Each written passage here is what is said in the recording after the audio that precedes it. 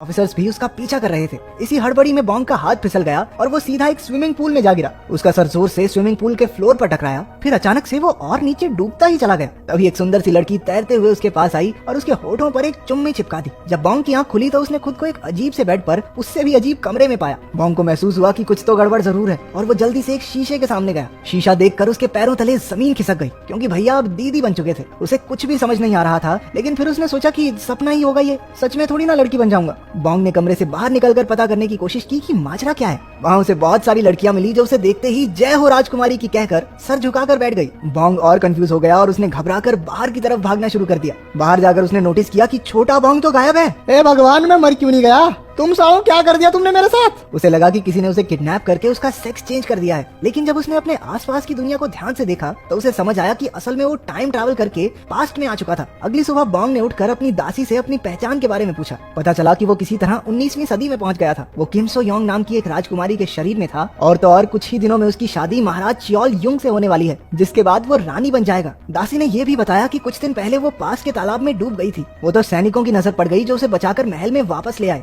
ये सुनकर बॉन्ग ने हिसाब लगाया कि उसकी और किम की आत्माएं आपस में बदल गई होंगी और अब घर वापस जाने का एक ही तरीका है, वो तालाब। बॉन्ग ने दासी से उसे तालाब के पास ले जाने को कहा। वो तालाब में कूदकर वर्तमान समय में वापस आने की तैयारी में था, लेकिन उसका प्लान मिट्टी में मिल गया जब वो सीधा जाकर कीचड़ में गिरा। बॉन्ग ये सुनकर हताश हो गया, लेकिन उसे पता था कि उसकी मुश्किल का हल पानी ही है। जहाँ भी उसे पानी मिलता वो जबरदस्ती खुद को उसमें डुबाने लगता, यहाँ तक कि उसने पोछे वाली बाल्टी में भी अपना मुंह दे दिया, लेकिन कोई फायदा नहीं। कुछ दिन बाद उसकी शादी का दिन आ गया। बॉन्ग को महल के रीति रिवाजों के बारे में कुछ पता तो था नहीं, पर उसने दासियों की मदद से जैसे तैसे सारी रस्में पूरी की। खैर, प्रमोशन तो हुई थी उसकी। एक ही झटके में बावर्ची से रानी बन गया। बताओ और क्या चाहिए।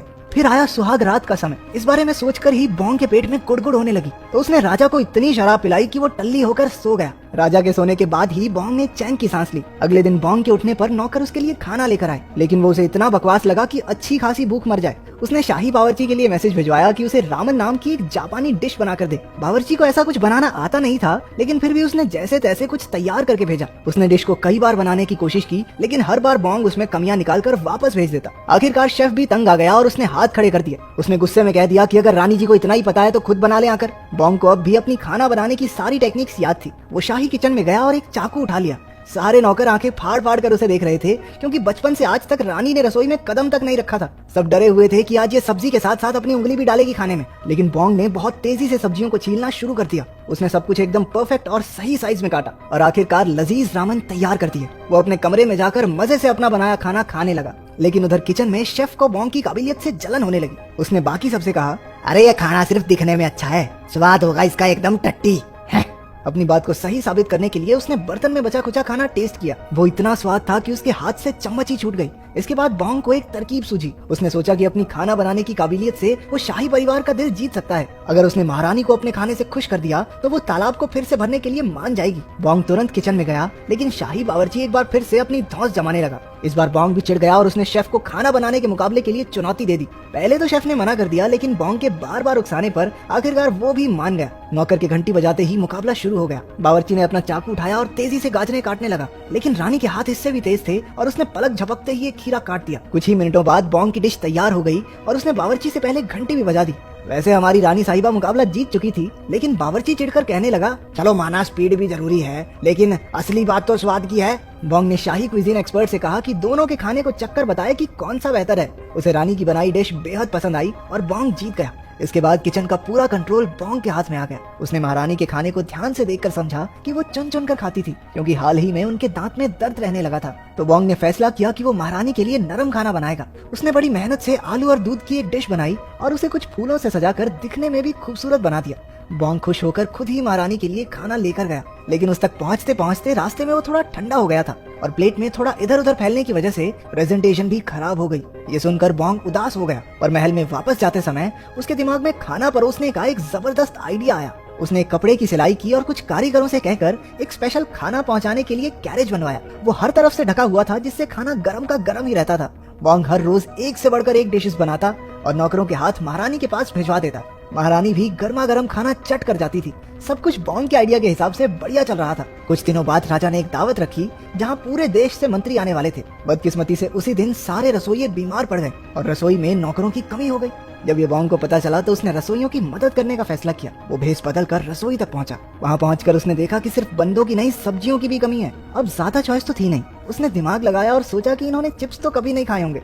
उसने आलू की पतली पतली स्लाइसेस काट कर एक स्टिक पर लगाई और उन्हें डीप फ्राई कर दिया। मेहमान चिप्स को देखकर ज्यादा खुश नहीं हुए क्योंकि वो तो शाही खाने की आस लगाए बैठे थे, लेकिन चिप्स के मुंह में जाते ही सब उनके दीवाने हो गए। अगली डिश बॉन्ग के लिए और भी मुश्किल थी क्योंकि रसोई में मीट नहीं था। उसने वेजिटेबल बर्गर बनाया और साइड में टमाटर रख दिया। अपनी इस नई डिश को उसने नाम दिया मैकडोनाल्डू, जिसे हम सस्ता मैकडॉनल्ड्स भी कह सकते हैं। ये भी सबको इतना बढ़िया लगा कि सारे मेहमान उंगलियां चाटते रह गए। मीठे में बॉन्ग ने एक जेली डेजर्ट बनाया, लेकिन कुल्फी की डंडियों पर उसने कुछ भी लिखकर कह दिया कि ये खाने वाले को उसका भविष्य बताएगी। सभी में वो कुल्फी खाकर अपना भविष्य जानने की बड़ी उत्सुकता हुई। बॉन्ग ने दावत को बर्बाद होने से बचा लिया था। महारानी उसकी काबिलियत और सूझबूझ से बहुत खुश हुई और उसने बॉन्ग से अपना इनाम मांगने को कहा। बिना वक्त गवाए बॉन्ग ने तालाब को फिर से भरने की मांग की। महारानी ने उसकी बात मान ली और नौकरों को काम पर लगा दिया, लेकिन 19वीं सदी में इस काम को करने के लिए कोई मशीन तो थी नहीं। नौकर दूर के कुएं से बाल्टियां भर भर के तालाब में डाल रहे थे। बॉन्ग परेशान हो गया क्योंकि इस काम में बहुत टाइम लग रहा था। उसने एक नया तरीका निकाला और सभी नौकरों को एक जगह खड़े रहकर सिर्फ पानी की बाल्टी को आगे पकड़ाने को कहा। इस सिस्टम से काम बहुत आसान और जल्दी होने लगा। बॉन्ग दिन रात बैठा तालाब भरता देखता रहा। कई दिन बीत गए, लेकिन तालाब में अभी भी ना के बराबर पानी था। वो इंतजार करते करते थक चुका था। तभी अचानक जोरदार बारिश शुरू हो गई और धीरे धीरे तालाब भरने लगा।